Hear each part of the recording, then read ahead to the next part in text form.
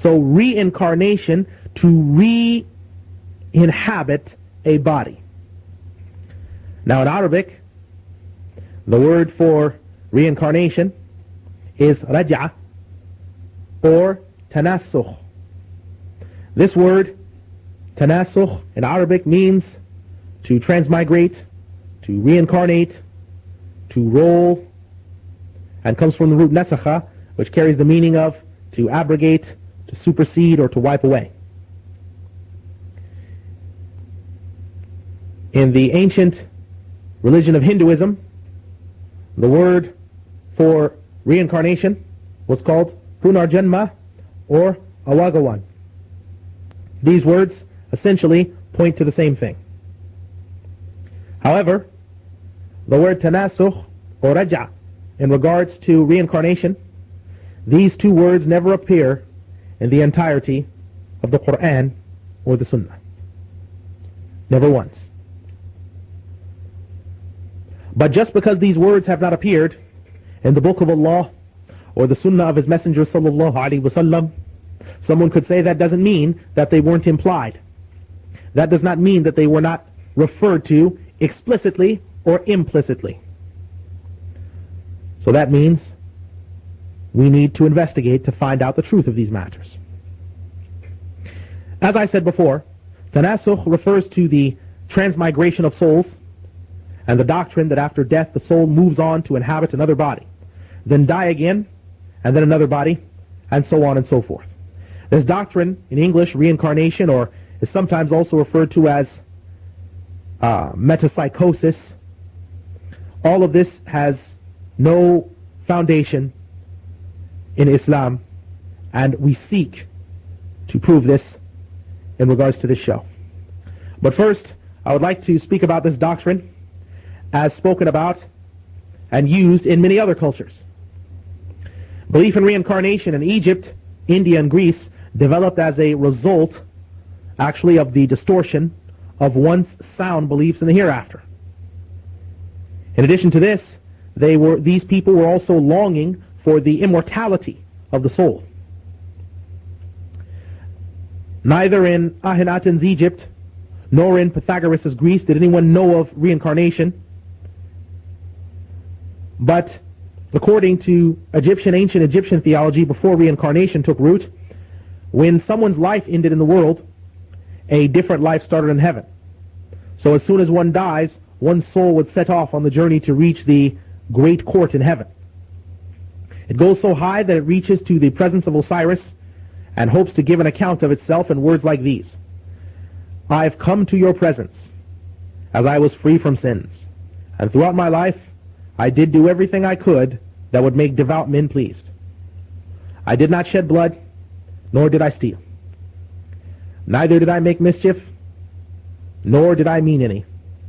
I did not commit any adultery nor fornication whatsoever. Close quote. And this statement, whoever would speak this statement would join Osiris's congregation, and those who could not speak this statement, their evil deeds would outweigh their good, and they would be hurled into an eternal fire of damnation to be punished by demons. I mentioned ancient Greece before. I want to speak a little bit more about their doctrines regarding the hereafter. In ancient Greece, the belief in resurrection and the immortality of the soul was quite sound. The great philosopher Pythagoras, for example, believed that the soul on leaving the body has a life peculiar to itself. In fact, any soul has this same kind of life even before it quits the earth. It's commissioned with some responsibilities on earth. If it commits any evil, it will be punished, thrown into the fire, and tormented by demons. On the other hand, in return for the good that it does, it will be given a high rank and blessed with a happy life. So we have some examples of reincarnation, and an attempt to also state that reincarnation was not always a belief shared by the Egyptians, but later creeped in, and the same thing was true of the Greeks. We'll speak briefly now of the Hindus. The Hindus actually consider matter as the lowest manifestation of Brahman, and deem that the convergence of body and soul is somehow demeaning, a decline into some type of evil. But death is seen by the Hindus to be salvation, a separation from human defects or a possible chance to achieve some sort of union with the truth. The Hindus are idol worshippers in practice. Their god is known as Krishna, who is believed to have come in human form and incarnated himself in order to eradicate evil. The second great god is Vishnu, which means that which can penetrate the human body. According to Hinduism, Vishnu has descended into this world 9 times in different shapes. Sometimes in the shape of a human being, sometimes in the shape of an animal, and sometimes in the shape of a flower. He is expected to descend for a 10th time. So this is a very important factor, that we understand these beliefs of Hinduism and other religions regarding reincarnation. Reincarnation espouses the rolling of the souls through time, again and again and again, cleansing them of sins and evil and avarice, until finally they reach a state of nirvana in Buddhism, or samsara in Hinduism, in which case they will be fully pure and the cycle of reincarnation stops. Reincarnation is the belief of the religions of Hinduism, Buddhism, Orthodox Judaism, Jainism, and some cultic offshoots of Christianity, such as the Unity School of Christianity, which contains some 1,500,000 followers.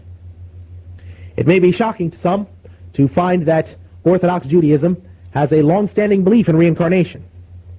But this shouldn't surprise our listeners, because Judaism has a long history of this, and it is amply documented for us. I'd like to read for you an excerpt from a Rabbi Louis Jacobs in the Concise Encyclopedia to the Jewish Faith. He makes a number of quite amazing statements, some that I could not have made, so it's best to let the scholars of Judaism speak for the religion.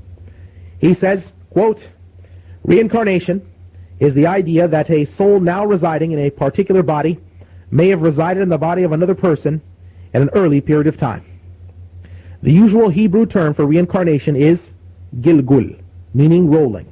That is, the soul rolls through time from one body to another."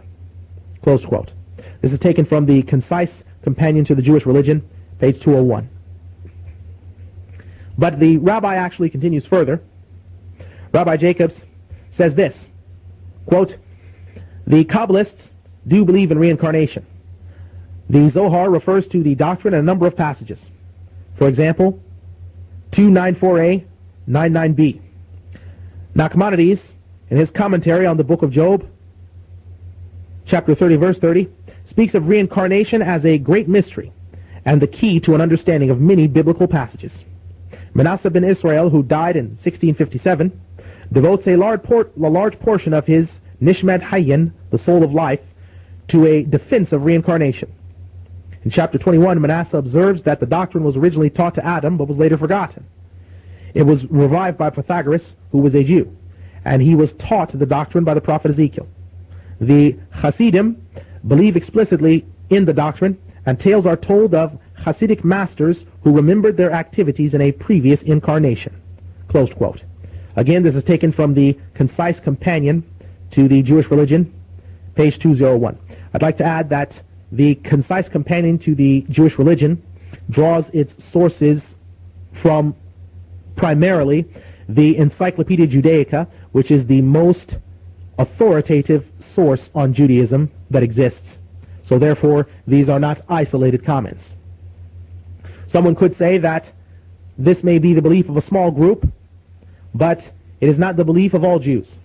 I disagree, as Nachmanides is one of the greatest Jewish scholars to have ever lived, and the Zohar is one of the most important books in Orthodox Judaism to read for those seeking spiritual benefit in Judaism.